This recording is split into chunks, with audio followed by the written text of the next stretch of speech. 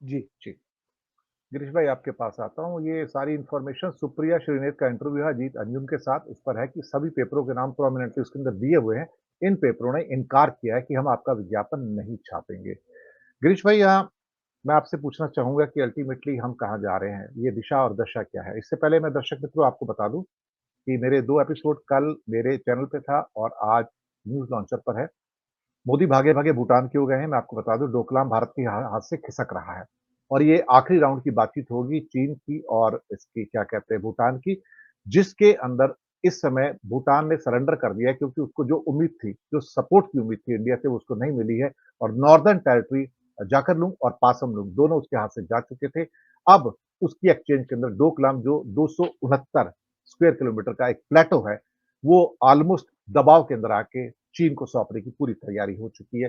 मोदी आखिरी कोशिश करने गए हैं वहाँ पर कि शायद डोकलाम बच जाए, क्योंकि डोकलाम बचेगा तो दिक्कत हो जाएगी। ये असली कारण है, मोदी चुनाव छोड़ के वैसे भूटान नहीं गए हैं। जी विवेक जी आप चलिए मैं पहले आपके पास आया तो आप टिप्पणी कर लीजिए। नहीं, मेरा मेरा वक्त अभी आने का है। एक कमेंट करूंगा और फिर गिरीश जी बात करेंगे।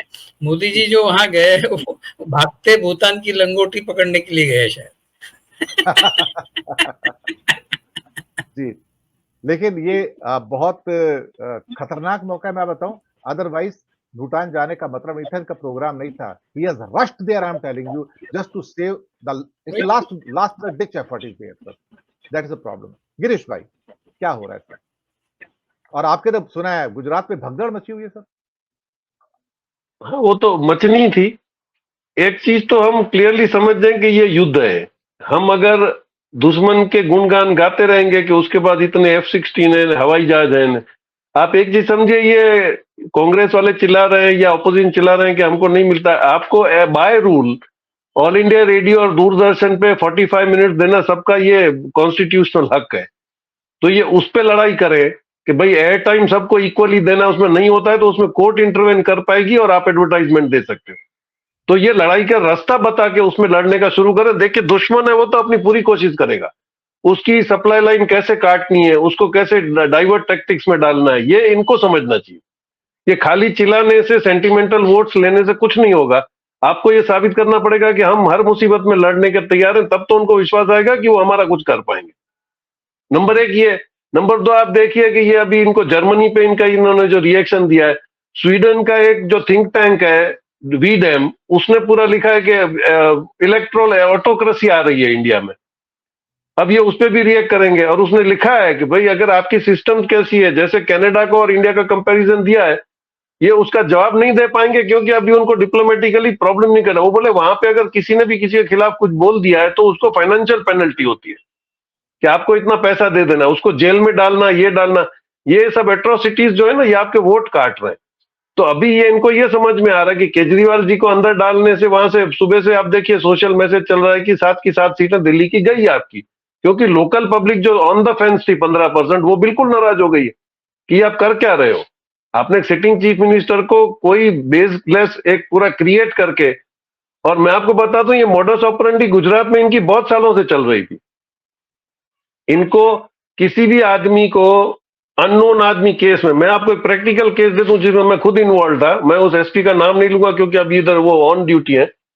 एक टीआई को इतना पावर था कि उसने किसी अच्छे बिजनेसमैन को बुला के बोल दिया कि वो जो एटीएम चोरी हुई थी ना, उसमें उसने आपकी दुकान का नाम दिखाया था कि मैं यहाँ पे पैसा छोड़ के गया था। अब वो बंदा इतना सोबर था कि वो कभी कुछ करता ही नहीं, वो होलसेल का बिजनेस अपना बना के सीधा वो मेरे पास आया, बोले सर ऐसा ऐसा है, देखो वो मेरा नाम ले रहे हैं और बोलते हैं कि आप 10 लाख रुपया दे दो, नहीं तो आपका नाम इसमें फिर फोटोग्राफ वगैरह किया हुआ है तो दे दूंगा, तो 10 लाख दे दो, मैं वीडियो वीडियो निकाल दूंगा। आई वेंट टू एसपी, मैंने बोला सर ये क्या लगा के रखा है इन लोगों ने। उसका उन्होंने पीआई का ट्रांसफर कर दिया। उसके बाद ढूंढते ढांढते वो पूछ रहा था कि क्या हुआ, उसका ब्रदर न्यूरो सर्जन होके आया था तो उसको 1 करोड़ 20 लाख रुपया उसकी हॉस्पिटल के लिए जमा करना था।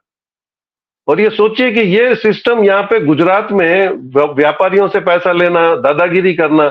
आप देखिए पीआई और इनके अभी 6 लोग जेल में हैं, उनके इतने पावर्स थे कि वो बैंक में जाके बोलते थे ये गेमिंग में इनका फ्रॉड, टेररिज्म का पैसा है, और बैंक वाले भी मिलके उनका अकाउंट फ्रीज कर देते थे। फ्रीज खुलवाने का उन्होंने 2-2 करोड़ रुपया मांगा हुआ है। तो ये स्कूल से ही पढ़ के गए, तो ये इनकी तो हेडमास्टर थे, तो इनके लिए ये सब पैसा एक्सट्रैक्शन करना, ये सब इनके लिए कोई नई बात नहीं है, they know how to do it. लेकिन इनको ये नहीं पता था कि ये पूरा बॉन्ड वाला जो फचड़ा ये खुल जाएगा। नहीं तो आप देखिए, अगर सुप्रीम कोर्ट बीच में आके ये नहीं करती तो ये शायद किसी को कभी पता ही नहीं चलता कि पैसा कहां से आया कहां गया। और ये बाद में पावर में आने के बाद इनके पैसे रोक लेते, जैसे इन्होंने अभी रोक के रखे। तो गुजरात में जो पोजीशन है इसका एक सिस्टम अलग क्या है कि आप देखिए, मैं आपको कुछ मैं फिगर्स देख रहा था, इनकी हालत कैसी है कि मार्जिनल सीट्स जो हैं इनकी विनिंग, वो उसमें से भी इनके आपके 10 से 15 सीटें तो बहुत ही नॉमिनल उस पे हैं। अभी भरूच का ये सीट आप देख लीजिए, वो विड्रॉ इसलिए कर रहे हैं कि ग्राउंड रियलिटी है कि उनके सामने कोई कैंडिडेट खड़ा ही नहीं रह सकता। चेतर वसावा को इन लोगों ने जेल भेजा, यही इनका वीक पॉइंट था। वो जो रिएक्शन आएगा पूरे इंडिया में इसी का आएगा। चेतर वसावा को, उसकी वाइफ को, और वो आदिवासियों का बहुत ही अनडिस्प्यूटेड बहुत बड़ा लीडर है और वो काम करता है ग्राउंड पर। तो अब उनको पता है वहां कोई नहीं खड़ा रहेगा, उन्होंने 2 लोगों को बोला है, वो विड्रॉ कर रहे हैं। बड़ौदा में जैसे ही मैसेज आपने डाला, बड़ौदा से 15 लोगों ने मेरे को लिखा कि वो मैडम वैसे भी नहीं खड़ी रहेंगी, हार जाएंगी, क्योंकि उन्होंने कुछ काम ही नहीं किया अपने टर्म। तो ये पब्लिक परसेप्शन जो है वो समझ में आ रहा है। आपको जेल जाने से आप नेताओं को डराओगे, आप पब्लिक को नहीं डरा सकते हो ना। आप कितनों के पीछे पुलिस को भेजोगे? सोशल मीडिया पे बोल रहे हैं तो कितनों को आज आप तक एक्शन ले सकते। तो गुजरात में तो एंटी इनकम्बेंसी 10 साल की नहीं है, 30 साल की है। जी। हो गया, हाँ। तो गुजरात में अभी प्रॉब्लम 10 से 12 सीट में होने वाली है, ये आप लिख के रखिए, क्योंकि अभी भी इनको बहुत दिक्कत हो रही है आदमी नॉमिनेट करने में, क्योंकि उनके पास एश्योरेंस नहीं है कि वो जीत पाएंगे। और जिन्होंने रिपीट करा है उनकी एंटी इनकम्बेंसी के उन्होंने भी काम नहीं करा है, तो रिपीटेड सीट्स में भी इनको कम से कम 10 सीटों में दिक्कत होने वाली है।